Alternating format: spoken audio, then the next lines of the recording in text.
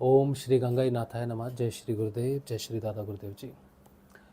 आप सभी का बहुत बहुत स्वागत है आज के हमारे एक विशेष सत्संग में। और विशेष इसलिए है क्योंकि आज हम बहुत बड़ी चर्चा करने वाले हैं। एक बिंदु ऐसा है जो पूरे संसार के लिए एक विचारणीय बिंदु है। हम सभी उस बिंदु को अगर सही से समझेंगे तो संसार में प्रेम, शांति और एकत्व बढ़ेगा।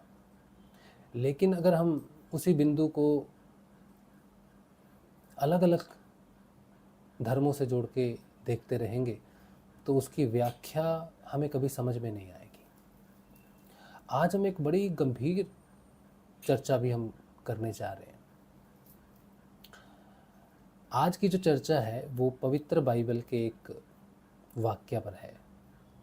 जो थंबनेल आपने देखा है वो थंबनेल मैं आपको एक बार फिर से दिखा देता हूँ, तो आप समझ जाएंगे कि हम क्या व्याख्या करने जा रहे हैं। ये बिंदु जो आप देख रहे हो, इसको मैं फुल स्क्रीन करके दिखा देता हूँ। बाइबल और वैदिक वाक्य क्या एक ही है? इसमें देखिए,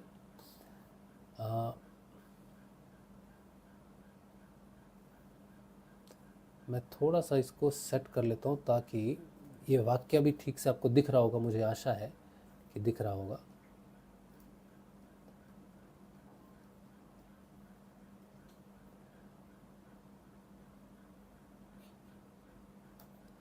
और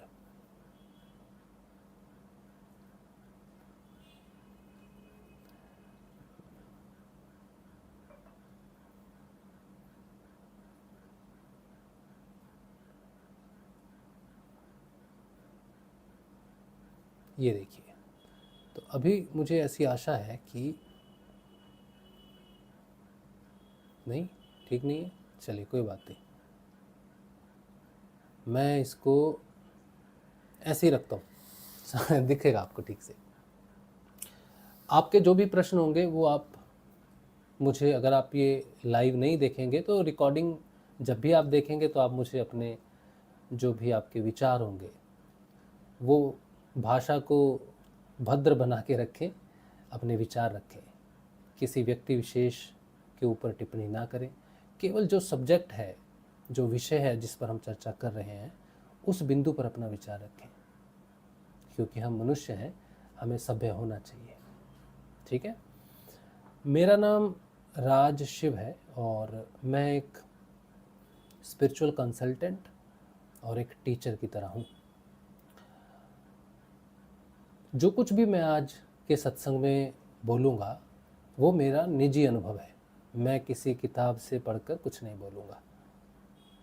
ठीक है। और ये जो विषय है इस पर मैं 20 प्रश्न लूँगा, क्योंकि मेरे पास कोई दूसरा व्यक्ति है नहीं ऐसा। अगर कोई ईसाई धर्म से मुझे मिलता तो मैं उनके साथ बैठकर ये चर्चा करता, लेकिन ऐसा संभव हुआ नहीं। तो मैंने एआई से कुछ 20 प्रश्न बनाने को बोले हैं कि इस विषय पर वो 20 प्रश्न ऐसे पूछें ताकि इस विषय को हम गहराई से समझ सकें। ठीक। तो जो बिंदु है वो है कि वैदिक भाषा में जैसे हम कहते हैं गुरु कृपा से द्विज होना, हमारे वैदिक भाषा में, हिंदू धर्म में द्विज एक शब्द आता है।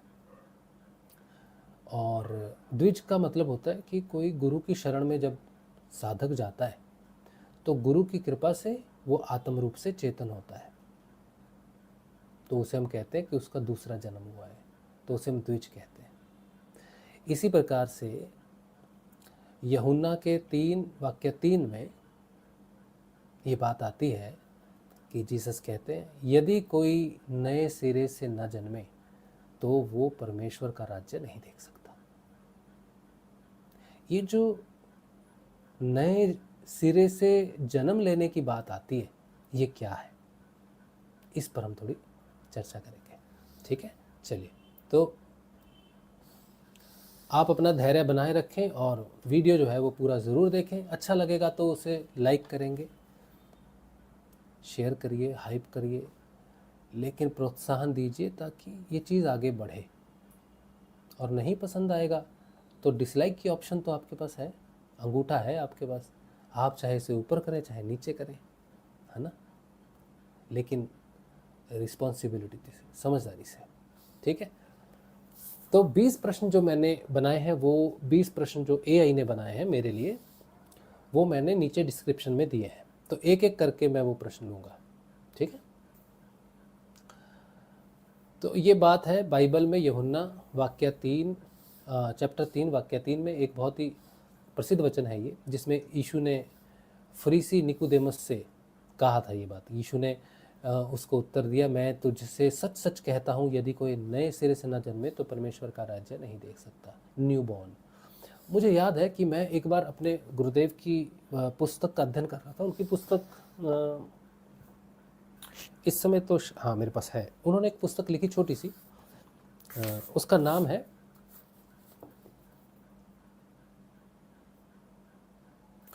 ये पुस्तक है, अगर आप देख सकते हो, ये हमारे गुरुदेव जी की बहुत छोटी सी पुस्तक है, देखो बहुत ज़्यादा मोटी नहीं है ना।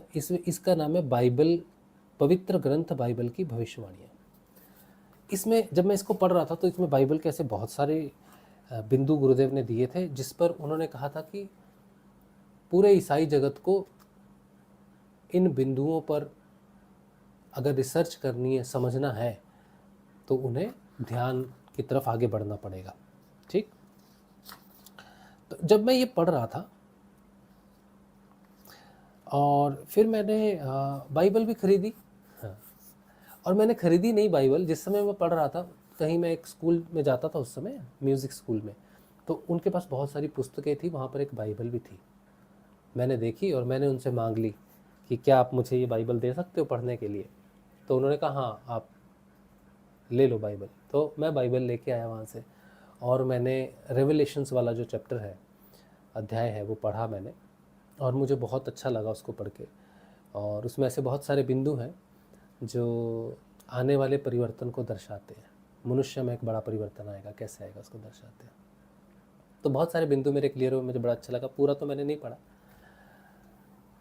लेकिन मुझे इतना याद है कि जब जीसस ने कहा कि जब तक कोई नए सिरे से जन्म ना ले तब तक वो ईश्वर का साम्राज्य नहीं देख सकता, तो उनके एक शिष्य ने पूछा कि ये कैसे संभव है, हमने तो ऑलरेडी जन्म ले लिया है, अब जन्म ले लिया, शरीर होगा, अब हम वापस जन्म कैसे ले सकते हैं, एक ही जन्म में दूसरा जन्म कैसे हो सकता है, ये तो संभव नहीं है। तो ये जो प्रश्न है वो उनके दृष्टिकोण को दर्शाता है कि वो दूसरे जन्म को समझ नहीं रहे थे शिष्य। और जीसस भी ये जानते थे कि ये अभी उस बात को समझने में सक्षम नहीं है जो बात मैं इन्हें बताना चाहता हूँ। तो उन्होंने कहा था कि जो कुछ मैं तुमसे कहना चाहता हूँ अभी तुम उसके लिए तैयार नहीं हो, लेकिन तुम इंतज़ार करना, मैं पिता की ओर से एक सहायक भेजूंगा, और वो सहायक सीधा पिता की ओर से आएगा, इसलिए वो पिता की बातों से लेकर कहेगा, मेरी गवाही देगा, जो मैंने कहा वो उसे सच साबित करेगा, लेकिन तुम्हें उसके लिए प्रतीक्षा करनी है। क्योंकि वो समय ऐसा था कि उस समय जीसस को कोई नहीं समझ पाया। जो धार्मिक लोग थे उस समय के, उन्होंने जीसस का विरोध किया और बेतुकी बातें की कि अगर तुम ईश्वर के पुत्र हो तो ईश्वर तुम्हें बचाए आके, और उसको सूली पे चढ़ाया। लेकिन जीसस ने अपनी शक्तियों का गलत प्रयोग नहीं किया, सिर्फ मानव की भलाई के लिए, जो एक साधारण व्यक्ति इस पथ पर आगे बढ़कर परमात्मा तक पहुंच सकता है, उतना ही उन्होंने सामने रखा अपने आप को। तो ये बड़ी गंभीर, बहुत गंभीर विषय है। जीसस का जो 3 साल का पीरियड है बाइबल का, वो बहुत महत्वपूर्ण है, बहुत ज़्यादा महत्वपूर्ण है। उसमें एक गुरु, एक प्रकाश के रूप में जीसस प्रकाश फैलाने की कोशिश कर रहे हैं, लेकिन क्योंकि अंधकार बहुत गहरा है, उनके शिष्य उस चीज़ को समझ नहीं पा रहे, तो उन्होंने उनसे प्रॉमिस किया है कि 2000 वर्षों बाद एक सहायक आएगा। यानी कि हमारा जो अभी निकला है 2000 वर्ष हो गए ना, ईसा 2000, हम बोलते 2026, तो 2000 से पहले पहले उसका आने का समय था। ये जीसस की भविष्यवाणी है, गलत नहीं हो सकती। तो उसी वाक्य को आज हम समझने का प्रयास करेंगे, जिसे 2000 वर्ष पहले जीसस के शिष्य ने ये प्रश्न किया था कि ये कैसे संभव है कि कोई व्यक्ति अपनी माँ के गर्भ से जन्म लेने के बाद फिर से गर्भ में प्रवेश करे, ऐसा तो संभव नहीं है, ये कैसी बात कर रहे हो आप। तो आज हम क्या इस बात को समझने के लिए सक्षम हैं? इसी बात पर 20 प्रश्न लेंगे हम एआई से तैयार, ठीक है। चलिए, तो एआई के जो प्रश्न है वो क्या है, आप इसके डिस्क्रिप्शन में देख सकते हो, मैंने नीचे लिखा हुआ है। और एक चीज़ मैं कहता हूँ कि मैंने इससे पहले कि मैं भूल जाऊँ, और मैं आपको कुछ बातें बता देना चाहता हूँ। आप अगर पहली बार मेरा सत्संग देख रहे हैं तो मैं पिछले 6 साल से सत्संग कर रहा हूँ आत्म जागृति के ऊपर में, और गुरु की महत्ता क्या होती है जीवन में। जीसस भी एक गुरु थे, उनके शिष्य थे। तो सच्चा गुरु जो होता है वो क्या जीवन में परिवर्तन कर सकता है। तो मैंने जो भी परिवर्तन मुझ में आए उनके प्रचार प्रसार के लिए मैंने गुरु कृपा से मैंने एक पुस्तक लिखी है। इसका नाम है आवाहन, आत्म जागृति का, ठीक है। तो ये पुस्तक है, ये पुस्तक आप ले सकते हो मुझसे 450 रुपये में। इसमें मैंने बहुत कुछ लिखा है, गुरु शिष्य और बहुत कुछ है जो आपको साधना करने में बहुत सहायक होगा, ठीक है। अच्छा, चलिए, और एक चीज़ और है कि अगर आप मुझसे पर्सनली बात करना चाहते हैं, पॉडकास्ट करना चाहते हैं हमारे चैनल पे, हालांकि हमारे बहुत बड़ा चैनल तो है नहीं, लेकिन एक सच्चा चैनल है, एक आध्यात्मिक रूप से अपने स्वयं के साक्षात्कार पर आधारित हमारा ये चैनल है सत्संग का। और इस पर अगर आप आना चाहते हैं, साधना के विषय में कोई जानकारी आपको चाहिए, या फिर वो तो निःशुल्क है, साधना की जो जानकारी है, सिद्ध योग जो हम करते हैं उसकी पूर्ण जानकारी निःशुल्क है, वो आपको व्हाट्सएप पर मिल जाएगी। लेकिन अब अगर आप व्यक्तिगत रूप से मुझसे कुछ बात करना चाहते हैं अध्यात्म के विषय पे, तो हम एक पॉडकास्ट कर सकते हैं, वो पेड पॉडकास्ट होता है। उसके लिए आप मुझे व्हाट्सएप कर देंगे, मेरा व्हाट्सएप नंबर दिया हुआ है नीचे 8777211139, उस पर व्हाट्सएप करेंगे, हम आपको जानकारी भेज देंगे, ठीक है। अब आ जाते हैं, और इंग्लिश और हिंदी दोनों अलग अलग डिज़ाइन किए हुए हैं। कोई विदेश में रहता तो उसके लिए अलग है, और भारत में रहता तो अलग है, ठीक है, वो हम आपको भेज देंगे। अब आ जाते हैं क्विकली प्रश्नों पर। पहला प्रश्न है, द्विज का वास्तविक अर्थ क्या है। तो द्विज का वास्तविक अर्थ है दूसरा जन्म। दूसरे जन्म का मतलब ये नहीं होता कि कोई व्यक्ति बहुत बीमार हो गया और वो मरने वाला है और डॉक्टरों ने उसको इलाज किया और वो वापस स्वस्थ होकर अपने जीवन में आ गया। लोग कहते हैं ना, ये मेरा दूसरा जन्म है, मेरा एक्सीडेंट हुआ था, या मैं बड़ा बीमार हुआ था, मुझे तो बचा लिया, भगवान ने बचा लिया, डॉक्टरों ने बचा लिया, ये मेरा दूसरा जन्म है, लोग ऐसा कहते हैं। हाँ। लेकिन आध्यात्मिक दृष्टिकोण से वो दूसरा जन्म नहीं है। दूसरा जन्म तब होता है जब आपके जीवन में पूर्ण समर्थ सद्गुरु आते हैं, जैसे जीसस थे वैसे ही पूर्ण समर्थ गुरु होने चाहिए, जो आपको आत्म रूप से चेतन कर सके। आपकी जो कॉन्शियसनेस है, जो अभी इंडिविजुअल कॉन्शियसनेस है, उसको गॉड कॉन्शियसनेस, सुप्रीम कॉन्शियसनेस कहते हैं। जीसस ने कहा कि मैं ईश्वर का पुत्र हूँ, तो इसका अर्थ ये था कि जो कॉन्शियसनेस जीसस की थी वो भगवान की कॉन्शियसनेस थी। जैसे आपके परिवार में कोई बच्चा पैदा होता है तो आपके पास जो कुछ भी संपत्ति होती है, जो कुछ भी अधिकार होता है, वो ऑटोमेटिकली उसका हो जाता है।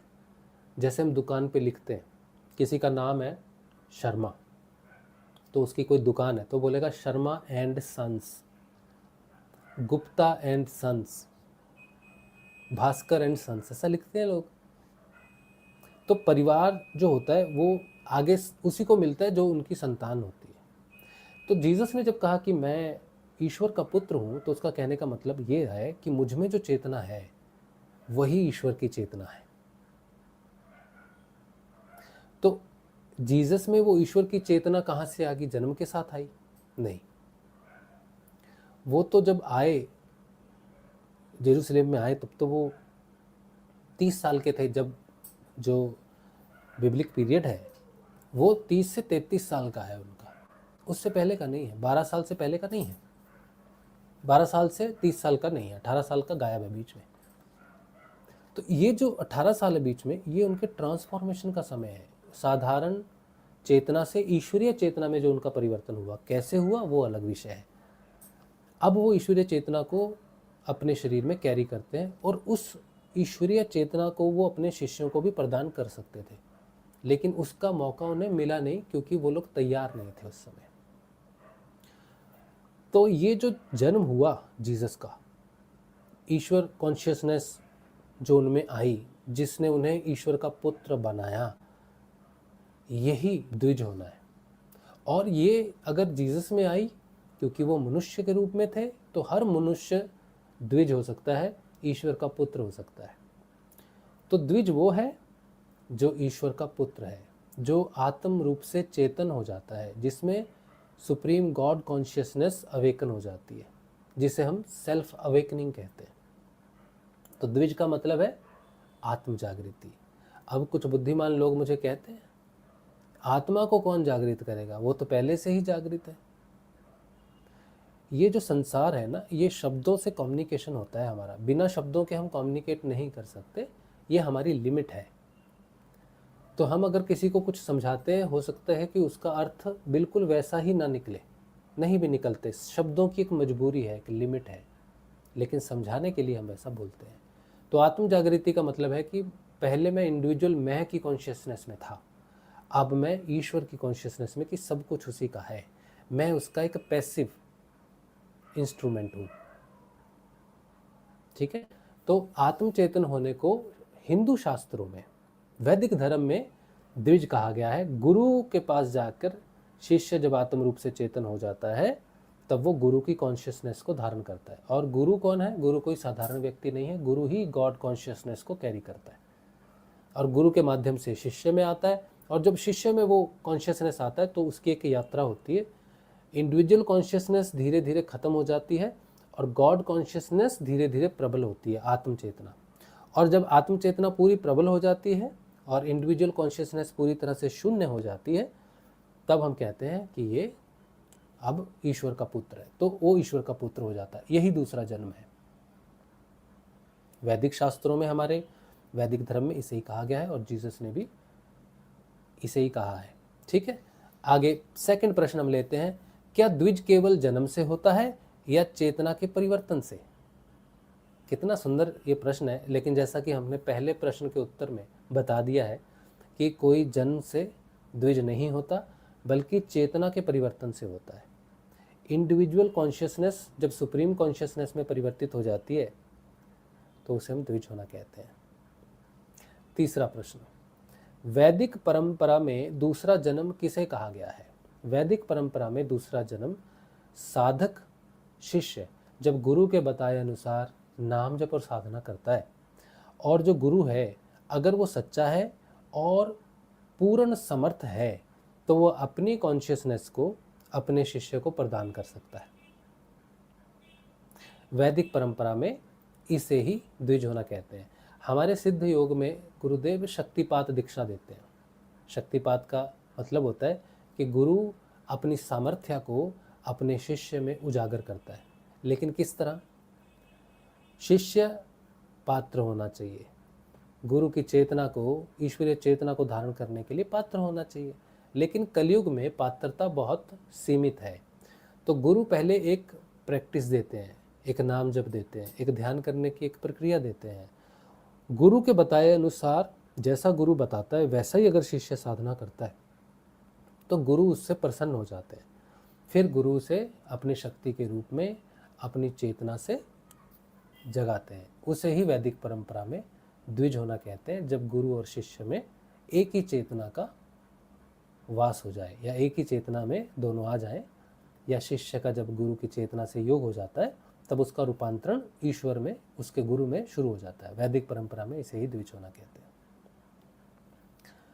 चौथा प्रश्न, क्या आध्यात्मिक जागरण को ही वास्तविक द्विजित कहा जा सकता है।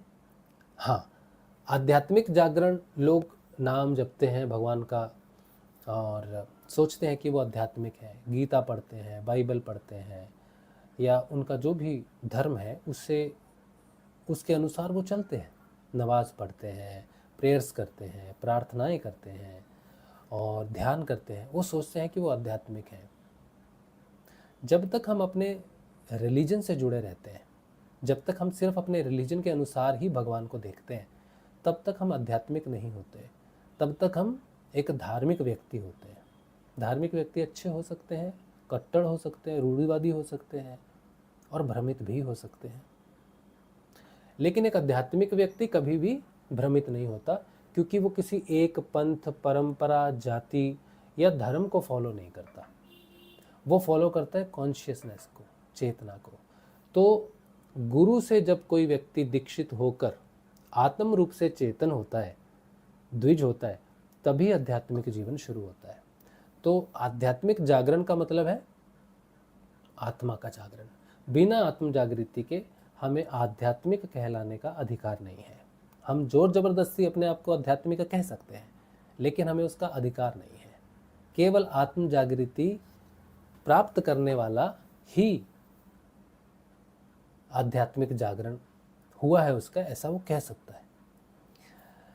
अच्छा, चलिए, तो 5वां प्रश्न है, यूहन्ना 3 चैप्टर 3 और वाक्य 3 में यीशु नए जन्म से क्या तात्पर्य बताते हैं? यीशु नए जन्म से यही बताते हैं कि आपकी कॉन्शियस को, अगर भगवान को आपको जानना है, अगर भगवान के राज्य में प्रवेश करना है, भगवान का राज्य का मतलब कोई सीमा नहीं है। ये ज़रूर है कि हमारे वैदिक धर्म में हम कहते हैं कि हमारा जो हृदय है, ये स्थूल हृदय, आप देख के चलो, यहाँ पर एक स्थूल हृदय है, ऐसे ही सूक्ष्म हृदय भी है, जहाँ पर सुषुम्ना नाड़ी कनेक्टेड होती है। ये अनाहत क्षेत्र है। जो व्यक्ति हृदय में प्रवेश कर जाता है, यानी कि सुषुम्ना नाड़ी में प्रवेश कर जाता है, हृदय से सुषुम्ना नाड़ी जुड़ी हुई है। जो व्यक्ति आत्म रूप से चेतन होता है, वो हृदय में प्रवेश करता है, क्योंकि आत्म चेतना हृदय से शुरू होती है, व्यक्तिगत चेतना हृदय से बाहर रहती है। जो आत्म रूप से चेतन हो जाता है, वो सुषुम्ना नाड़ी में प्रवेश कर जाता है, उसकी चेतना सुषुम्ना नाड़ी में प्रवेश कर जाती है, और सुषुम्ना नाड़ी से ही भगवान का साम्राज्य शुरू होता है। तो नया जन्म का मतलब है कि आपने भगवान के राज्य में सुषुम्ना नाड़ी में प्रवेश किया है। तो द्विज होना, नया जन्म और भगवान के राज्य में प्रवेश करना और सुषुम्ना नाड़ी में प्रवेश करना एक ही बात है। उसके बाद ही भगवान के रहस्य, सृष्टि के रहस्य, प्रकृति के रहस्य, शरीर के रहस्य, जन्म और मृत्यु के रहस्य, सारे रहस्य जो है व्यक्ति जान सकता है अगर वो सुषुम्ना नाड़ी में प्रवेश करे, भगवान के साम्राज्य में प्रवेश कर जाए तो ये दूसरा जन्म, ये नए जन्म का अर्थ है। छठा प्रश्न है, क्या यूहन्ना चैप्टर 3 वाक्य 3 का नया जन्म और वैदिक द्विज एक ही आध्यात्मिक सत्य की ओर संकेत करते हैं? हमारा आज का जो विषय है ये इसी प्रश्न पर है और इसी की चर्चा हम कर रहे हैं और इसी को हम अच्छे से हर एंगल से समझने की कोशिश कर रहे हैं। तो हमारे अनुसार, मेरे निजी अनुभव के अनुसार, मैं जीसस की कही हुई हर बात को कोरिलेट कर पाता हूँ। मैं हिंदू धर्म में होकर भी मुझे जीसस के वाक्यों में अपने गुरु के वाक्य नज़र आते हैं। मुझे अपने गुरुदेव में और जीसस में कोई अंतर नज़र नहीं आता है। मुझे वैदिक वाक्यों में और जीसस ने जो वाणी कही है उसमें भी मुझे कोई अंतर नज़र नहीं आता है। आज का सत्संग जो मैं कर रहा हूँ वो इसी आधार पर कर रहा हूँ कि इन दोनों वाक्यों में कोई अंतर नहीं है।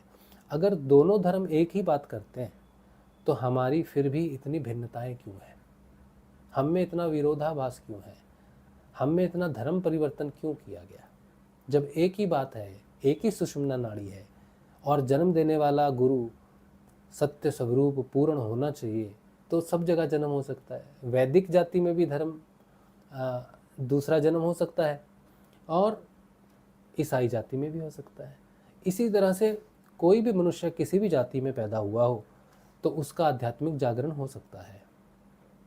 तो हमें जाति के नाम से, धर्म के नाम से एक दूसरे को प्रताड़ित नहीं करना चाहिए। यही आज का मुख्य बिंदु भी है समझने का कि हम एक ही बात कह रहे हैं, अलग नहीं कह रहे। प्रश्न नंबर 7, क्या बिना आंतरिक परिवर्तन के ईश्वर के राज्य का अनुभव संभव है? नहीं। जीसस ने जैसा कहा है कि अगर कोई नए सिरे से ना जन्मे तो भगवान के राज्य में, ईश्वर के राज्य में प्रवेश नहीं कर सकता। तो ये संभव नहीं है कि बिना आंतरिक जागरण के, बिना द्विज हुए ईश्वर का साक्षात्कार, ईश्वर को समझना, बाइबल को समझना या हिंदू शास्त्रों को समझना संभव नहीं है। केवल आत्म जागृति के बाद ही हम अपने आध्यात्मिक पुस्तकों का सही रहस्य जान सकते हैं, उससे पहले नहीं। कोई ज्ञानी हो सकता है, किसी ने पढ़कर पूरी बाइबल, पूरी गीता या पूरा कुरान याद कर लिया है, वो बुद्धिमान हो सकता है, लेकिन ईश्वर के साम्राज्य में ईश्वर की बातों को सही रूप से समझने में वो समर्थ नहीं हो सकता। ठीक है, चलिए 8वां प्रश्न है, गुरु की भूमिका द्विज बनने में क्या है? गुरु के बिना कोई भी व्यक्ति इस संसार में द्विज नहीं हो सकता है। लोग कहते हैं कि मैं भगवान शिव को अपना गुरु मानता हूँ, मैं भगवान कृष्ण को अपना गुरु मानता हूँ, या मैं किसी दूसरे देव को, या मैं अपने किसी दूसरे डाइटी को, ईष्ट को गुरु मानता हूँ, और या मैं अपने माता पिता को गुरु मानता हूँ, या मैं उन्हीं का लेके चलता हूँ। मेरा कोई भौतिक गुरु नहीं है, शरीर में कोई गुरु नहीं है, मैं किसी मनुष्य को गुरु क्यों बनाऊंगा? तो ये उनका सबसे बड़ा भ्रम है। जो कार्य गुरु कर सकता है उसे कोई नहीं कर सकता। आपने देखा होगा कि जब हम ऑफिस में जाते हैं तो हम एक काम करते हैं, ठीक, अब हमें रिप्लेस करने वाला कोई दूसरा भी हो, कंपनी के पास ऑप्शन है कि इस आदमी को हम नए आदमी को हायर करेंगे, इसको रिप्लेस कर देंगे, इसका व्यवहार अच्छा नहीं, हमें अच्छा नहीं लगता इसका व्यवहार, ये बहुत सच बोलता है। सच बोलने वालों से परेशानी होती है ना लोगों को, ऑफिस में होती है। तो जो व्यक्ति सच बोलेगा, जो अच्छा होगा, उसके विरोध में लोग खड़े हो जाते हैं कि हमारा काम नहीं बनता, इसके कारण हम ये नहीं कर सकते, वो नहीं कर सकते, तो इसको हटाना पड़ेगा। तो फिर दूसरे व्यक्ति को वहाँ पर लाया जाता है, क्योंकि वो रिप्लेसेबल है, क्योंकि उसको बदला जा सकता है। आध्यात्मिक क्षेत्र में जो काम गुरु कर सकता है उसे शिव नहीं कर सकते, उसे कृष्ण नहीं कर सकते, उसे कोई ईष्ट नहीं कर सकता, उसे कोई देव देवता या दूसरी अन्य कोई भी शक्ति इस ब्रह्मांड की वो कार्य नहीं कर सकती जो गुरु कर सकता है। आत्म जागृति प्रदान करना केवल और केवल गुरु का कार्य है, इसे कोई नहीं कर सकता। अगर भगवान, ईष्ट या जिसकी भी आप पूजा करते हैं वो आपकी पूजा से प्रसन्न हो जाएं और आप उन्हें आत्म जागृति का वरदान उनसे मांगें, तो उन्हें आपके जीवन में गुरु ही लाना पड़ेगा। बिना गुरु के ये कार्य नहीं हो सकता। तो द्विज बनने के लिए गुरु की नितांत आवश्यकता है, उसके बिना ये कार्य संभव नहीं है। ठीक। प्रश्न नंबर 9, क्या केवल धार्मिक अनुष्ठान किसी को द्विज बना सकते हैं? ये बहुत अच्छा प्रश्न है। धार्मिक अनुष्ठान किसी को द्विज बना सकते हैं? नहीं। धार्मिक अनुष्ठान किसी में सकारात्मक परिवर्तन कर सकते हैं और उसे उस दिशा में गुरु की तरफ लेके जा सकते हैं जहां से वो आत्म रूप से चेतन हो। राजा जनक एक ऐसी उदाहरण है। आपने अगर अष्टावक्र गीता पढ़ी होगी तो आपको मालूम होगा, राजा जनक और अष्टावक्र गुरु है, राजा जनक शिष्य हैं।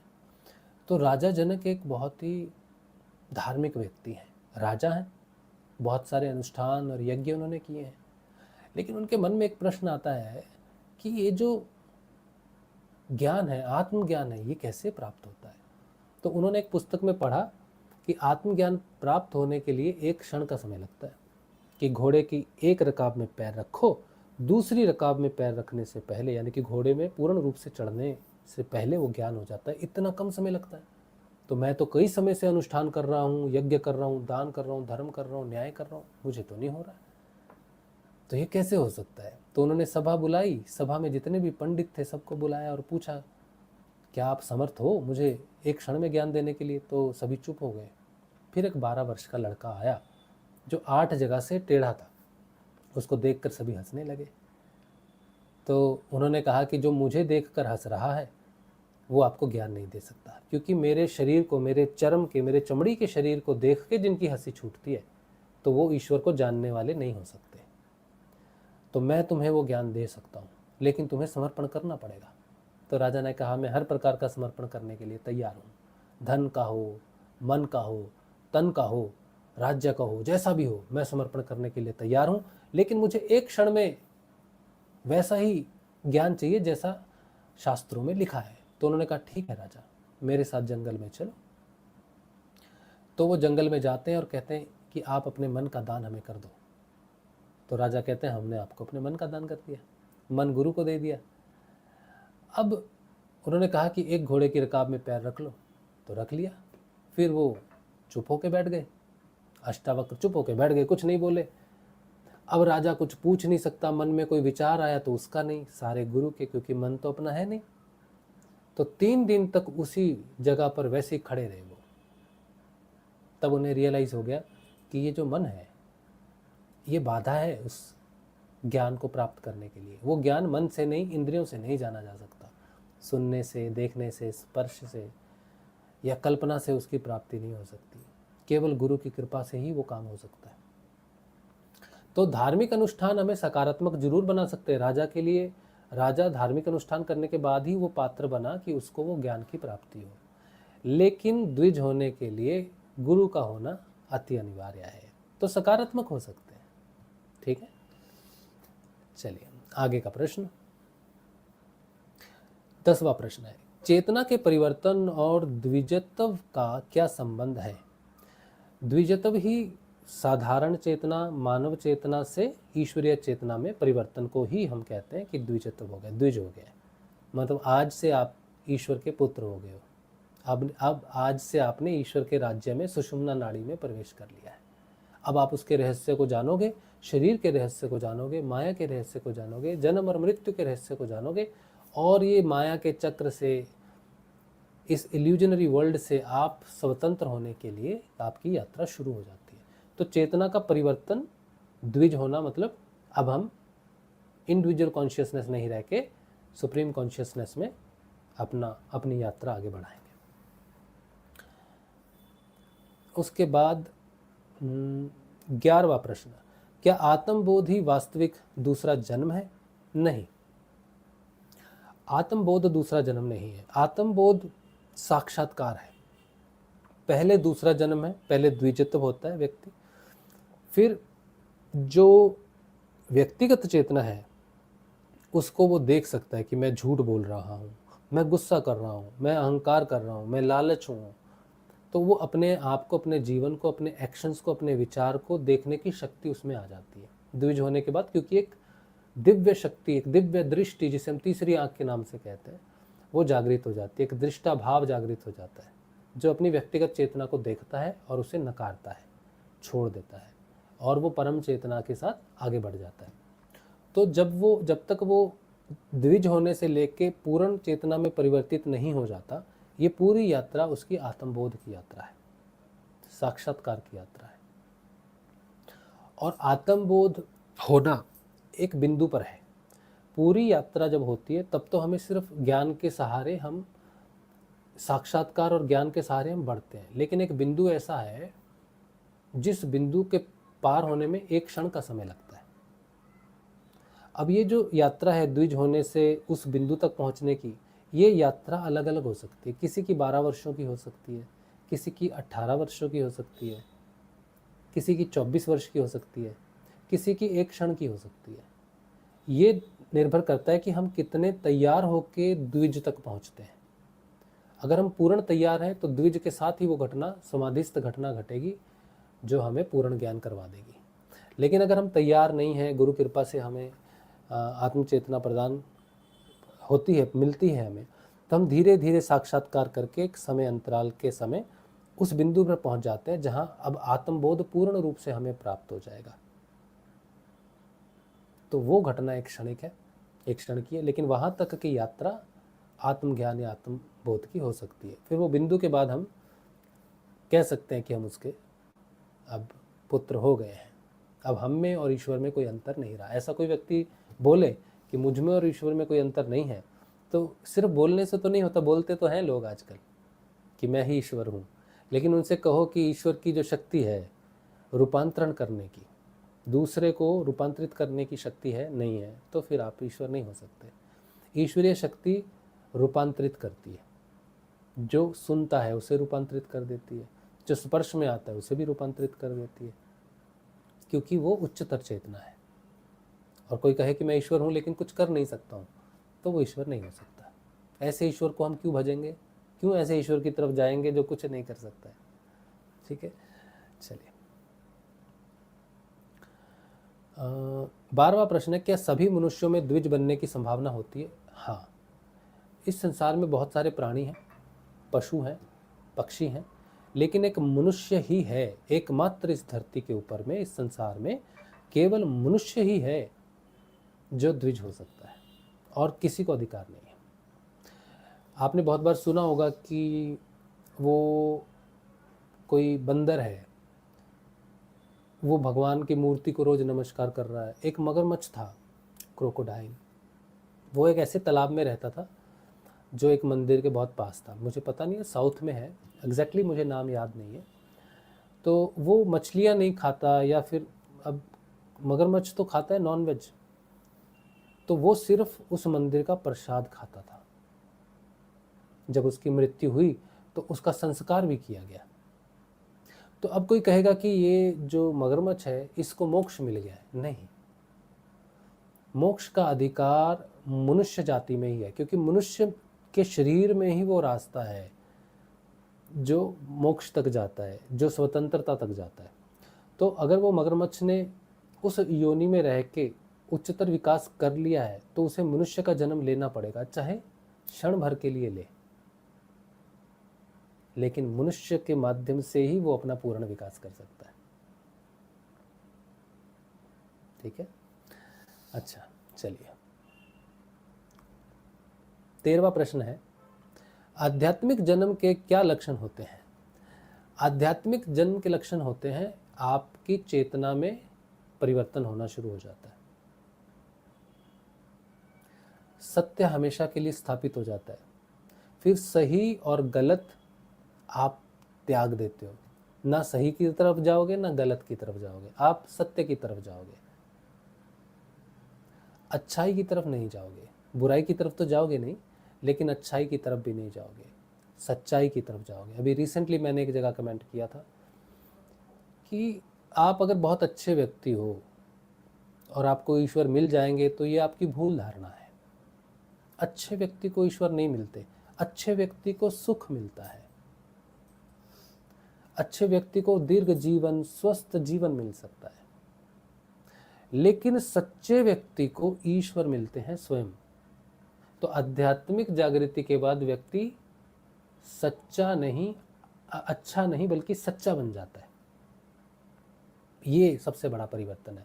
फिर वो सत्य ही है जो पूरे जीवन को परिवर्तित कर देता है, पूरी सोच को परिवर्तित कर देता है, पूरे एक्शंस, कर्म को परिवर्तित कर देता है।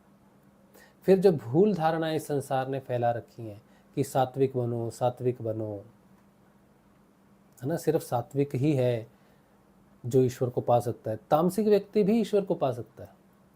वो तामसिक है, धीरे धीरे तामसिक से राजसिक, राजसिक से सात्विक, और सात्विक से त्रिगुणा अतीत हो जाएगा। तो ईश्वर को पाना है तो गुणों से परे जाना पड़ेगा।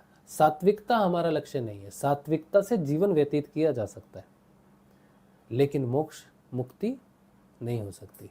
जो व्यक्ति आत्म रूप से चेतन हो जाता है, जो आध्यात्मिक जीवन में प्रवेश कर जाता है, फिर वो इन तीनों गुणों से परे चले जाता है।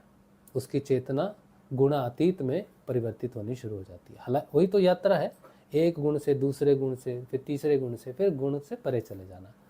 तो आध्यात्मिक जागरण का मतलब है कि आप अब गुणातीत होने के मार्ग पर शुरू हो गए, आप ईश्वर में रूपांतरण आपका शुरू हो गया है। अगर आपने बहुत तपस्याएं की और अंत में भी मनुष्य के स्वरूप में ही आपकी मृत्यु होती है, तो आप एक आध्यात्मिक व्यक्ति नहीं थे। जिसकी मृत्यु ईश्वर के स्वरूप में होती है वो ही आध्यात्मिक व्यक्ति होता है, उसी का आध्यात्मिक जागरण है। ठीक है, चलिए। अच्छा, फिर आता है 14वां प्रश्न, क्या द्विज बनने के बाद व्यक्ति के जीवन दृष्टिकोण में परिवर्तन आता है? हाँ, द्विज होने के बाद व्यक्ति का पूरा जीवन बदल जाता है। सत्य उसके जीवन को अधिकृत कर लेता है, झूठ नहीं बोल सकता। फिर वो धीरे धीरे साक्षात्कार जरूर करता है, अपने गुस्सा आता है उसको, गुस्से को देख सकता है, वासना आती है देख सकता है, अब वो सब देख सकता है अपने आप को झूठ बोलते हुए। फिर उसे घृणा हो जाती है बड़ी, झूठ नहीं बोल सकता, तड़पने लग जाता है। जो काम बड़ी आसानी से पहले कर सकता था लोगों को मैन्युपुलेट करने का, अब नहीं कर सकता। स्वयं से झूठ नहीं बोल सकता, ईश्वर तो दूर की बात है, ईश्वर नहीं, अब तो वो खुद से झूठ नहीं बोल सकता। स्वयं में ईश्वर के दर्शन होते हैं उसको, स्वयं के प्रति सच्चा हो जाता है वो, बहुत बड़ा परिवर्तन होता है। आत्म चेतना कोई साधारण बात नहीं है। आप किसी बहुत अच्छे आदमी को, संत को देखोगे बैठा हुआ है, नाम जप रहा है, जरूरी नहीं है कि वो आत्म रूप से चेतन हो। आत्म चेतना आपको पवित्र करती है, फायर की तरह, अग्नि की तरह करती है। अग्नि को गलती से भी छुओगे तो जला देगी। तो कहें, फिर बच्चे को डराते हैं, छूना मत अग्नि को, जला देगा, डरो। लेकिन कोई बहुत ही अच्छा व्यक्ति, संत व्यक्ति है, आप कहेंगे कितना पवित्र है, कभी गुस्सा नहीं करता है, या कभी ऐसा नहीं है वैसा नहीं है, तो ज़रूरी नहीं है। आजकल दुनिया भ्रमित इसीलिए हो जाती है। मधुर वाणी, हार श्रृंगार, सुंदर गाने, सुंदर भजन कीर्तन, साज सजावट, सब कुछ होता है, बड़े बड़े पंडाल लगते हैं, लोग सोचते हैं कि वो गुरु जी आ रहे हैं, महात्मा जी आ रहे हैं, लेकिन किसी में कोई परिवर्तन नहीं आता। जितनी देर हरि कथा सुनते हैं, जितनी देर करते हैं, ठीक है, फिर बाद में वही वैसे के वैसे हो जाते हैं। लेकिन अगर कोई सच्चा व्यक्ति है, कोई सच्चा गुरु है, वो रूपांतरण दे देता है अपना, उसका रूपांतरित आप में घटित होना, वो पूरा रूपांतरण आप में हो जाएगा, क्योंकि दो नहीं है, एक ही है। अगर एक गुरु के 1000 शिष्य हैं, जितनों में रूपांतरण हो जाएगा वो गुरु में परिवर्तित हो जाएंगे। अगर 1000 में से 500 का रूपांतरण हो गया तो 500 ही बचे, हम बाकी 500 दिखेंगे जरूर, लेकिन उनकी चेतना, अब शिष्य की चेतना नहीं रह जाती। अभी तो आप देखोगे लाखों लाखों लोग अपने गुरु वैसे ही हैं, गुरु एक ही है, उसके जैसा दूसरा कोई मिलेगा नहीं आपको। जहाँ पर गुरु और शिष्य का भेद खत्म हो जाए, समझो कि वो गुरु पूर्ण समर्थ गुरु है, वो अपना रूपांतरण दे सकता है। ठीक है, चलिए। अच्छा, 15वां प्रश्न है, क्या योग और साधना द्विजत्व की प्रक्रिया का माध्यम है? हाँ, योग से ही तो द्विज होने की घटना घटती है। जब कोई साधक अपने गुरु से दीक्षा लेता है, लोग कहते हैं हम दीक्षित शिष्य हैं। दीक्षित शिष्य तो बहुत, और लोग कई दीक्षाएं लेते हैं, और उसमें कोई दोष भी नहीं है। आप 10 दीक्षाएं ले सकते हो, 20 दीक्षाएं ले सकते हो, कोई दोष नहीं है। जब तक अंतिम दीक्षा नहीं मिलती आत्मचेतना होने की, आत्मचेतन होने की, तब तक दीक्षा ले सकते हो। गुरु आपके जीवन में आते हैं जो एक स्तर से दूसरे स्तर तक आपका प्रोग्रेस करते हैं, लेकिन अंतिम गुरु वो होता है जो आत्म को चेतन करते हैं। तो योग का मतलब है कि गुरु से दीक्षा लेने के बाद जिस दिन आपका गुरु के साथ योग होगा, जिस दिन गुरु आत्मा के रूप में आपके हृदय में जागृत हो जाएगा, गुरु ही ईश्वर होता है, वही तो सुप्रीम चेतना को कैरी करता है अपनी चेतना में, तभी तो हमें वो चेतना मिलती है, तभी तो हम उसके पुत्र कहलाते हैं, कि वो चेतना हम में भी जागृत हो जाए। तो गुरु जो है वो ईश्वर का स्वरूप है। गुरुर ब्रह्मा गुरुर विष्णु गुरुर्देवो महेश्वरा, गुरु साक्षात परम ब्रह्म तस्मै श्री गुरुवे नमः। तो गुरु के योग से ही द्विज की घटना घट सकती है, और गुरु के साथ योग तब होता है जब हम गुरुदेव के बताए अनुसार साधना करते हैं। अगर हम गुरुदेव के अनुसार बताए साधना नहीं करेंगे, अपने नए नए तरीके लगाएंगे या कुछ और तरीकों से अपनी समस्याओं का समाधान करने का प्रयास करेंगे, तो गुरु के साथ योग नहीं हो सकता। लोग कहते हैं कि गुरु की कृपा कैसे हो। आज किसी ने प्रश्न पूछा था कि हम समर्पण कैसे करें, तो समर्पण का मतलब इतना ही है कि जैसे गुरु ने बताया वैसे ही साधना करो, चाहे फिर उस तरह साधना करने में कितनी भी तकलीफ आपको क्यों ना हो, आप उसे बदल नहीं सकते। सिद्ध योग साधना में गुरुदेव श्री रामलाल जी स्याग कहते हैं कि बड़ी सरल साधना है, जो मंत्र वो बताएंगे उसका मन ही मन में जप करना होता है, बिना होठ और जीभ हिलाए। अब इसमें होठ और जीभ अगर आपकी हिल जाती है अनइंटेंशनली तो कोई दोष नहीं है, आपका काम है प्रयास करते रहना, ना कि पूरी पद्धति को बदल देना। गुरुदेव ने बोला मन ही मन जप करना है, तो मेरी होठ और जीभ हिल गई तो मैं काउंटर लेके बैठ गया, मैं माला लेके बैठ गया। गुरुदेव ने तो नहीं कहा माला लेकर काउंटर लेके बैठने के लिए, गुरुदेव ने कहा मन ही मन में करो। वो जानते हैं कि तुम्हें समस्या होगी, क्या गुरु ने साधना नहीं की? वो नहीं जानते कि तुम में परिवर्तन कैसे आएगा? वो सब जानते हैं, तुम्हारी समस्याओं के बारे में, तुम्हारी मुश्किलों के बारे में सब जानते हैं। इसीलिए तुम्हें वैसे ही साधना करनी है जैसे गुरु ने बताया है, तभी समर्पण हो सकता है। अपने मन मुताबिक साधना करने से, गुरु की आज्ञा का पालन नहीं करने से फिर लगे रहो लाखों वर्षों तक, कोई परिवर्तन नहीं आएगा। इसीलिए बहुत ज़रूरी है कि जैसे गुरु ने बताया वैसे ही साधना करो। तो योग गुरु का हो और साधना गुरु के बताए अनुसार हो तो द्विज हो सकता है। नहीं तो दीक्षा लेके बैठे रहोगे सारा जीवन, कहोगे हम दीक्षित शिष्य हैं, द्विज नहीं है, तो फिर क्या फायदा? दीक्षित शिष्य से द्विज होना है आपको। अच्छा, अगला प्रश्न है, 16वां प्रश्न है, क्या विभिन्न धर्मों में दूसरे जन्म की अवधारणा अलग अलग शब्दों में व्यक्त की गई है? देखिए, भाषा बदल जाती है तो उसकी व्याख्या भी बदल जाती है, लेकिन अर्थ नहीं बदलना चाहिए। अब ये 3 चीज़ें हैं जो आपको समझनी है। पहले, शब्द सबसे बाहरी स्वरूप है, सबसे बाहर का, उससे नीचे सूक्ष्म है उसका अर्थ, उससे भी सूक्ष्म नीचे में है ज्ञान। अब भौतिक विज्ञान क्या करता है कि शब्द को पकड़ता है। भौतिक चेतना, हमारी व्यक्तिगत चेतना, हमने गीता खोली, कुरान खोला, बाइबल खोली, तो हमने क्या पढ़ा? शब्द। हमने शब्द पढ़ा, फिर उसका अर्थ जानने की कोशिश की, फिर उसके ज्ञान तक पहुंचने की कोशिश करते हैं, जो कि बाहर से अंदर जाने की प्रक्रिया है। लेकिन हम शब्द से अर्थ तक पहुंचते हैं, लेकिन अर्थ जो है वो कई प्रकार के हो सकते हैं। एक ही शब्द के कई अर्थ हो सकते हैं, है ना? होते हैं ना, इंग्लिश में एक ही शब्द के कई अर्थ होते हैं।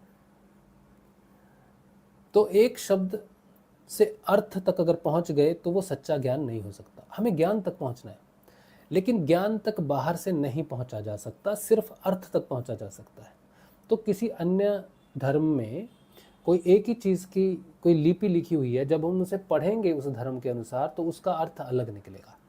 मैं हिंदू धर्म में पढ़ूंगा तो अलग अर्थ निकलेगा, ईसाई धर्म में अलग निकलेगा, मुस्लिम धर्म में अलग लगेगा, जैन में। इसीलिए तो इतने धर्म और पंथ हो गए, क्योंकि लोगों ने शब्द को अर्थों के आधार पर विभाजित कर दिया है।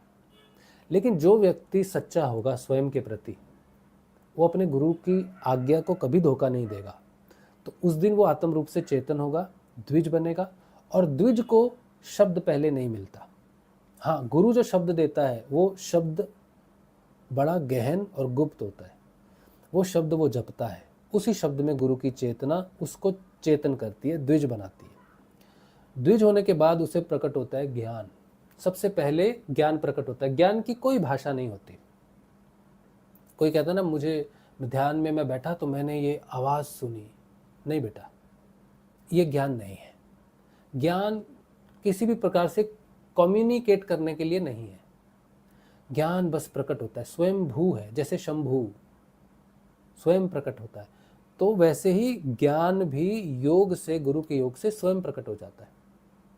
उस ज्ञान के प्रकट होने के बाद हमें अर्थ समझ में आता है उसका। अभी तक शब्द नहीं आया। अर्थ आने के बाद फिर उस अर्थ को समझाने के लिए हम शब्दों का प्रयोग करते हैं, लिपियों का, भाषाओं का प्रयोग करते हैं। तो जो योगी होता है उसे पहले ज्ञान प्राप्त होता है, फिर अर्थ, और फिर शब्द से वो सारे ब्रह्म लिपि को लिखता है, सारी ब्रह्मवाणी को लिखता है। उसी से ही वेद और जितने भी ब्रह्म शास्त्र हैं लिखे गए हैं। किसने लिखे? योगी ने। वो जिसका ब्रह्म के साथ योग हुआ, उसे आंतरिक ज्ञान मिला, उसने उसके अर्थों को स्पष्ट संसार तक पहुंचाने के लिए शब्द के माध्यम से ग्रंथों की रचना की। तो ये धार्मिक ग्रंथ, उपनिषद, वेद कहाँ से आए? ब्रह्म से आए। ब्रह्म कौन? वो मनुष्य जो पूर्ण रूप से अपनी आत्म चेतना में प्रस्तुत हो गया है। लेकिन बाहर वाला व्यक्ति अब उसे पढ़ेगा तो वो अर्थ, वो शब्द के हिसाब से पढ़ेगा। उसकी शब्द की जितनी जानकारी उसने बुद्धि से ज्ञान अर्जित किए उसी के हिसाब से समझ पाएगा, और आगे समझाएगा तो दूसरा अपनी बुद्धि से समझेगा। तो पूरी तरह से वो शब्द का जो ज्ञान है वो विकृत हो जाएगा, और समय के साथ हम मूल ज्ञान बिल्कुल नष्ट कर देंगे। अगर हमें वापस ज्ञान चाहिए, आत्मज्ञान चाहिए, तो हमें आत्म रूप से चेतन होना ही होगा। बिना आत्म चेतन हुए हम किसी ग्रंथ का रहस्य नहीं जान सकते। तो आप जब जो कुछ बोलोगे वो ग्रंथ में लिखा रहेगा। आप अगर आत्म चेतन हो जाओगे, फिर आप जो कुछ भी बोलोगे वो ब्रह्मवाणी में आ जाएगा। फिर एक बार एक प्रश्न आया था, किसी ने प्रश्न पूछा था, तो दूसरे किसी ने ग्रुप में जवाब दिया कि भाई हम तो सिद्ध योग करते हैं, हम तो नाम जप और ध्यान करते हैं, हमने किताबें नहीं पढ़ी, हमें किताबों का ज्ञान नहीं है। तब मैंने ग्रुप में सबको मना किया है कि आप किसी के भी आध्यात्मिक प्रश्न का उत्तर नहीं देंगे, क्योंकि आप उस लायक नहीं हैं। अगर ये शब्द आपको बहुत चुभता है, लेकिन ये सत्य है। जब तक तुम्हारा इंद्रियातीत ध्यान नहीं लगता, जब तक तुम द्विज नहीं होते, तुम्हें किसी का भी आध्यात्मिक मार्गदर्शन करने का अधिकार नहीं है। किसी का इंटरव्यू लेने का भी तुम्हें अधिकार नहीं है, अगर तुम आत्म रूप से चेतन नहीं हो। क्योंकि तुम जो कर रहे हो चैनल के माध्यम से लोग करते हैं, चैनल बना के लोगों की इंटरव्यू लेके उनके आध्यात्मिक अनुभवों को लोग दुनिया के सामने रखते हैं। लेकिन जो व्यक्ति आध्यात्मिक अनुभवों को सुन रहा है, अगर वो स्वयं आत्मचेतन नहीं है, तो वो भ्रम फैलाने के लिए बैठा है वहाँ पर। हो सकता है उसके माध्यम से कोई एक आदमी आ भी गया, प्रचार तो होता ही है भगवान का, कहीं से भी होता है, लेकिन वो सही नहीं है। सबसे पहले अपना विकास होना ज़रूरी है। ये ऐसा क्षेत्र नहीं है जहाँ पर हम सिर्फ चैनल बनाने के लिए, व्यूज़ बनाने के लिए हम कुछ ऐसा पॉडकास्ट शुरू करें। लोगों तक इन्फॉर्मेशन तो पहुँचती है, लेकिन परिवर्तन नहीं पहुँचता। लेकिन अभी तो हो रहा है संसार में, और कहीं हद तक लोग उससे कहीं जुड़ भी जाते हैं, लेकिन सही इन्फॉर्मेशन उन्हें कभी मिलती नहीं है। तो ग्रुप में तो मैं इसे लिमिट करता हूँ कि ग्रुप में वही आंसर देगा किसी के प्रश्न का जो स्वयं आत्म रूप से चेतन हो, नहीं तो नहीं देगा। आपको उतना ही प्रचार करने का अधिकार है जितना गुरु ने अपनी वाणी में बोल दिया है। गुरु की वाणी को हर जगह लिखो, मंत्र मत लिखो गुरु का, वो तो गुरु की आवाज़ में ही सबको मिलना चाहिए। लेकिन तुम्हें अगर प्रचार करना है तो तुम केवल गुरु का प्रचार करो। तुम स्वयं का प्रचार तब कर सकते हो जब तुम आत्म रूप से चेतन हो जाओगे। उसके पहले किसी का उत्तर नहीं दे सकते आप, किसी की समस्या का समाधान नहीं करोगे। आप करोगे तो फिर तुम भी गलत बोलोगे, उसको भी गलत मार्गदर्शन हो जाएगा। तो उसने कहा कि भाई हम तो सिद्ध योग में हैं, हमें तो नाम जप और ध्यान का आदेश है। तब मैंने प्रश्न का उत्तर दिया था वहाँ पर, मैंने यही कहा था कि ऐसा मत करो। अगर नाम जप और ध्यान से तुम आत्म रूप से चेतन ही नहीं होते, और तुम्हारे अंदर से वेद उपनिषद प्रकट ही नहीं होते, तो फिर तुम्हारा ध्यान किसी काम का नहीं है। तुम सोचोगे तुम वो पुस्तक का रहस्य नहीं जानोगे, वो नहीं जानोगे, तो तुम अपने शरीर का रहस्य नहीं जानोगे। सारी पुस्तकें, आध्यात्मिक पुस्तकें हो, कोई भी पुस्तक हो, वो शरीर से ही तो प्रकट हुई है। तो कोई भी प्रश्न किसी भी शास्त्र से पूछे, कहीं से भी पूछे, अगर आप आत्म रूप से चेतन हो और आपके अनुभव में है, तो आप उसका उत्तर दे सकते हो। ठीक है, अच्छा चलिए, अब कौन सा प्रश्न था? 17 नंबर प्रश्न है, क्या द्विज बनने के लिए केवल ज्ञान पर्याप्त है या अनुभव भी आवश्यक है? द्विज बनने के लिए ना तो अनुभव की आवश्यकता है, ना ही ज्ञान की आवश्यकता है। द्विज बनने के लिए केवल और केवल गुरु कृपा ही आवश्यक है। बिना गुरु कृपा के नहीं हो सकता। ज्ञान धरा का धरा रह जाएगा प्रयास अनुभव सब धरे के धरे रह जाएंगे। केवल गुरु प्रसन्न हो जाए और वो अपनी चेतना को आप में बहा दे, प्रदान कर दे अपनी चेतना, तभी ये कार्य हो सकता है। तो कोई मनुष्य कैसा भी अज्ञानी हो, अनपढ़ हो, उसको कुछ ना आता हो, बुद्धिहीन हो मेरी तरह पूरी तरह से, तब भी वो आत्म रूप से चेतन हो सकता है, द्विज हो सकता है। बस गुरु के बताए अनुसार साधना करनी है उसको, इतना ही रिक्वायरमेंट है। प्रश्न नंबर 18, आज के समय में द्विज की पहचान कैसे की जा सकती है? किसी के भी आत्म चेतन की पहचान होती है उसके शब्दों में। कोई व्यक्ति मीठा मीठा बोलेगा, तुम्हें लगेगा कि बहुत अच्छा है, लेकिन तुम नहीं पहचान सकते उसको। कोई भी द्विज होगा, उसके शब्दों में एक स्थिरता है।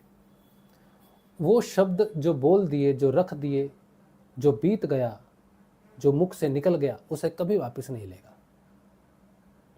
द्विज के लिए ना तो भूतकाल है ना भविष्यकाल है, उसके लिए सिर्फ वर्तमान है।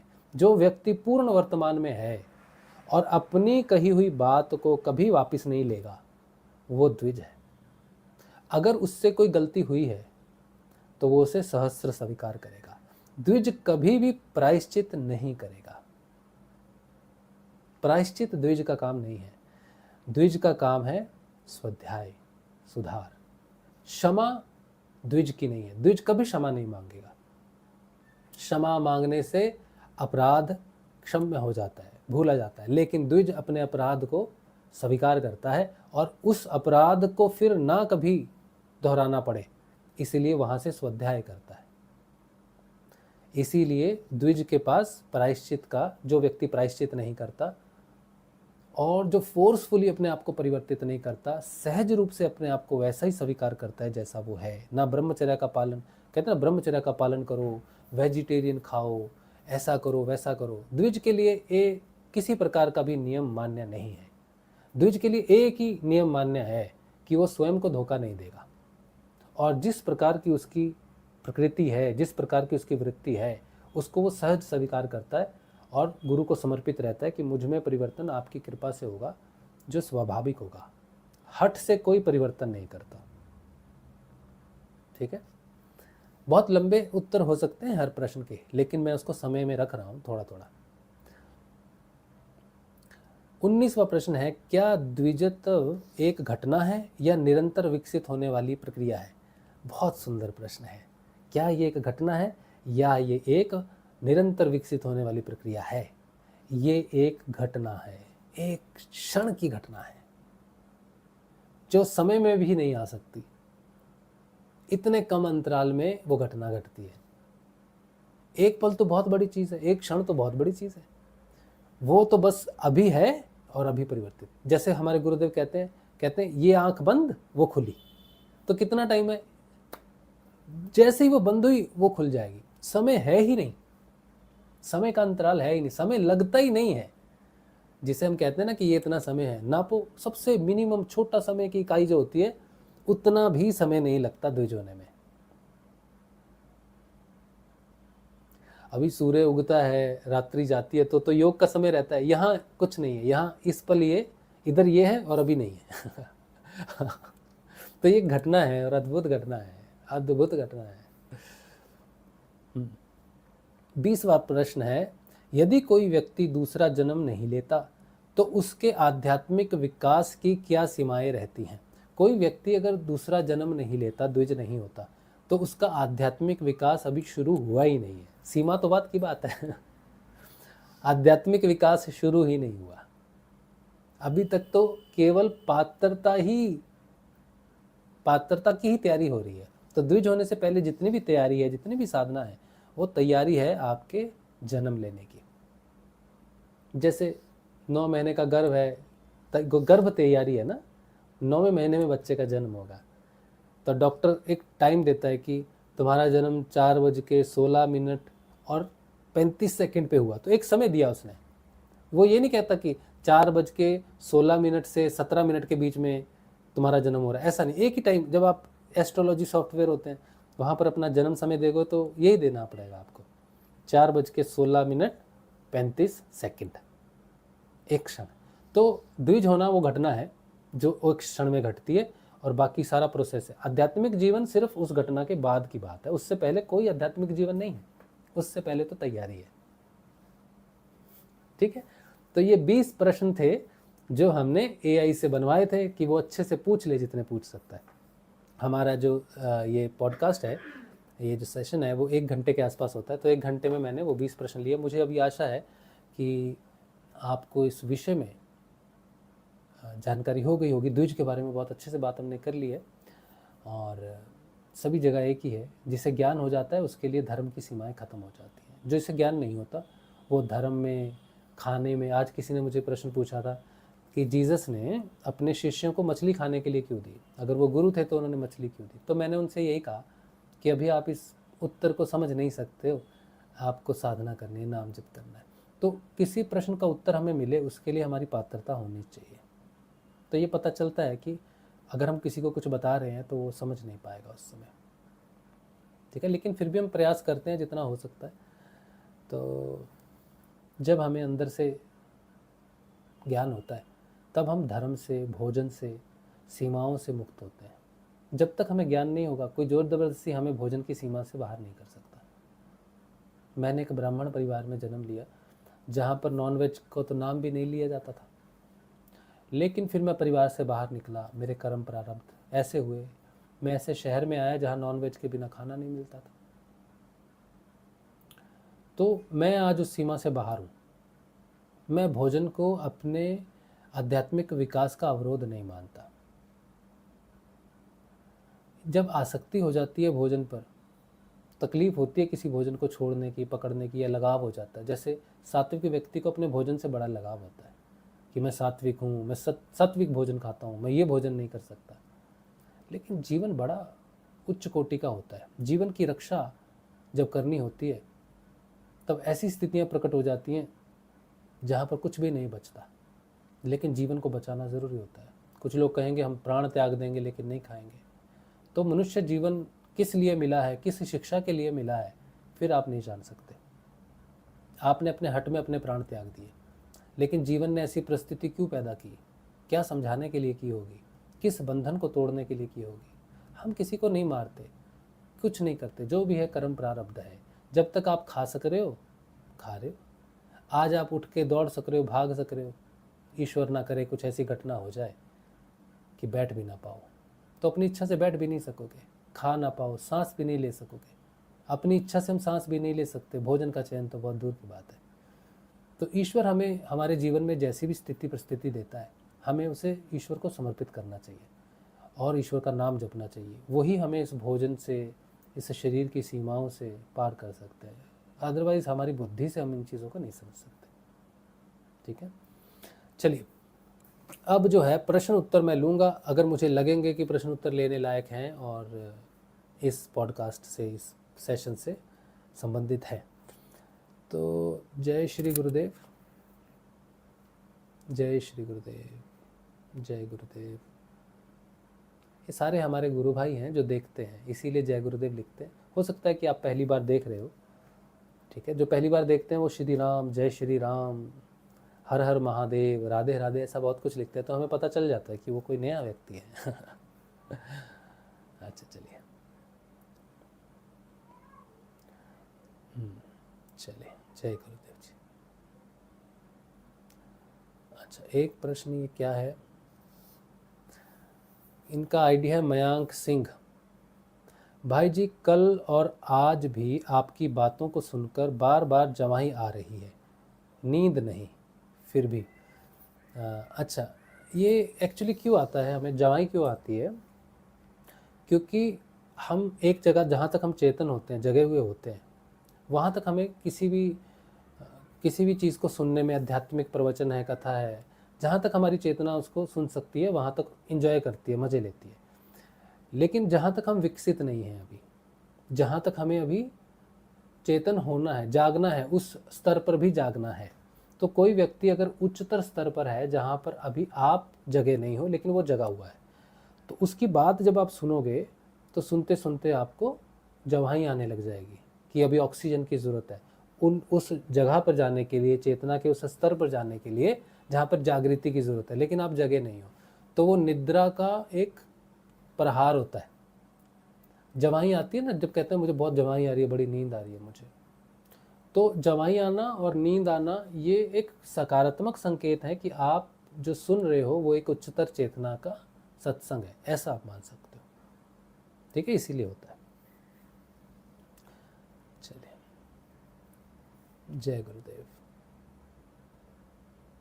जय गुरुदेव।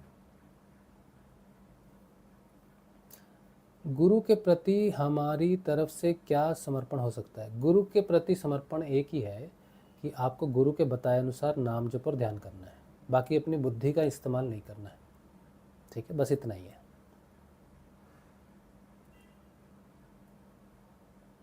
पूनम शर्मा इनका आईडी है।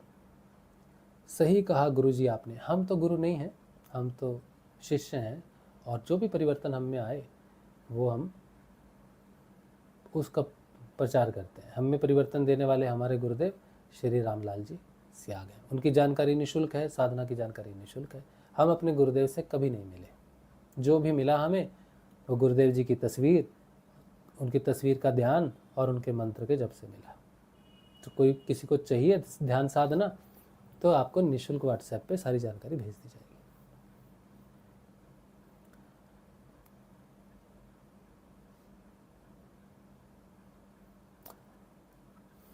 प्रश्न है, स्वयं को धोखा देने का क्या मतलब है? कैसे स्वयं को धोखा दिया जा सकता है?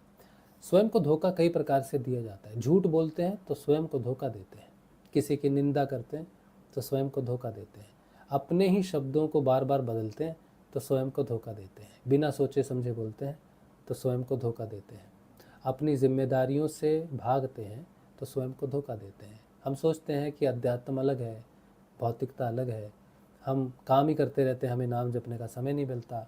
ऐसा दोष देना भी स्वयं को धोखा देना है, क्योंकि ईश्वर हर जगह मिल सकता है। जहाँ आप काम करते हो वहाँ भी मिल जाएगा। अगर वो वहाँ नहीं है, कहीं और है, ऋषिकेश में है, या फिर वो वृंदावन में है, या बद्रिका धाम में है, या सोमनाथ मंदिर में है, तो वो ईश्वर सर्वव्यापी नहीं हो सकता। जो आपको अपने घर में मिल जाए, काम करते हुए जहाँ आप काम करते हो वहाँ मिल जाए, जो भी आप कर रहे हो, जैसा भी काम कर रहे हो। एक बुच्चर है ना, एक कसाई है, उसका काम है मांस बेचना। अगर वो मांस बेचते बेचते, मांस काटते काटते भी ईश्वर को स्मरण करे और बुलाए तो ईश्वर को वहाँ भी प्रकट होना पड़ेगा, वो सच्चा ईश्वर होगा। तो स्वयं को धोखा देने का मतलब है कि हम अपनी परिस्थितियों को दोष देते हैं कि मैं इसलिए नहीं कर पा रहा। फिर हम अपने गुरु को दोष देते हैं कि मैं तो कर रहा हूँ, यहाँ हो नहीं रहा है। तो ये ईर्ष्या है कि दूसरे को देख के हम ईर्ष्या करते हैं कि उसका हुआ मेरा नहीं हुआ, क्योंकि हम अभी पात्र नहीं है उस चीज़ के। ठीक है, तो जैसे हो, जब हम पतंजलि अष्टांग योग पढ़ते हैं ना, तो उसका साधन पाद का पहला सूत्र है, उसका पहला सूत्र है तप, स्वाध्याय और ईश्वर प्रणिधान। तप का मतलब है जैसा भी जीवन आपका है उसे तपस्या की तरह लो। ठीक है, उसमें किसी प्रकार का दोषारोपण मत करो। दूसरा स्वाध्याय, कि जो भी सुधार आप करोगे स्वयं में करोगे, दूसरे व्यक्ति में सुधार करना नामुमकिन है और आपको करने का प्रयास भी नहीं करना चाहिए। आप बदल जाओगे तो सारा संसार आपकी दृष्टि से बदल जाता है। तीसरा ईश्वर प्रणिधान, जो कुछ भी है, जो कुछ भी, जहाँ कुछ भी है, ईश्वर ही ईश्वर है, हर जगह ईश्वर है। ईश्वर की अनुभूति हर जगह होना, उसकी प्रस्तुति हर जगह मानना, हर शब्द बोलते समय उसको याद रखना, हर स्थिति में उसको याद रखना, ये तीन चीज़ें हैं। ये साधन पाद की सबसे उच्च कोटि की साधना है। यही तीन चीज़ें जिसमें होती हैं वो व्यक्ति स्वयं के प्रति सच्चा होता है। ठीक है। अगला प्रश्न है, क्या ब्रह्मचर्य का पालन करके पात्र हो सकते हैं द्विज के लिए? नहीं, नहीं हो सकते। द्विज का पात्र केवल आप तब हो सकते हो जब आप गुरु की आज्ञा का पालन करोगे, बाकी कोई रास्ता नहीं है। ठीक है, चलिए, तो ये सारे प्रश्न मैंने ले लिए हैं। अगर आपको ये वीडियो अच्छा लगा हो तो सत्संग में सहयोग करें। सत्संग में सहयोग की नितांत आवश्यकता रहती है। तो मेरा व्हाट्सएप नंबर नीचे दिया गया है, आप उसी से सहयोग भेज सकते हैं। जी पे, फ़ोन पे, जो भी करना है आपको आप कर सकते हैं। और आपके सहयोग से ही लोग सहयोग करते हैं, इसीलिए सत्संग चलता है। और गुरुदेव की जानकारी अगर आपको चाहिए तो वो निःशुल्क है। वो व्हाट्सएप पे आप मुझे मैसेज भेजेंगे, हम आपको सारी जानकारी भेज देंगे। आज का सत्संग भगवान श्री गुरुदेव के श्री चरणों में रख देते हैं और कल के ध्यान में और कल के सत्संग में अगर संभव हुआ गुरु कृपा से तो कल मिलते हैं और बात करेंगे किसी और दूसरे टॉपिक पे। आपका जो भी प्रश्न हो आप मुझे कमेंट में भेज सकते हैं। वीडियो को लाइक ज़रूर करें अगर आपको अच्छा लगा हो तो, और शेयर भी अवश्य करें जहाँ भी शेयर कर सकते हैं। बहुत बहुत धन्यवाद होगा आपका कि आप इस चीज़ को आगे पहुँचाएँ।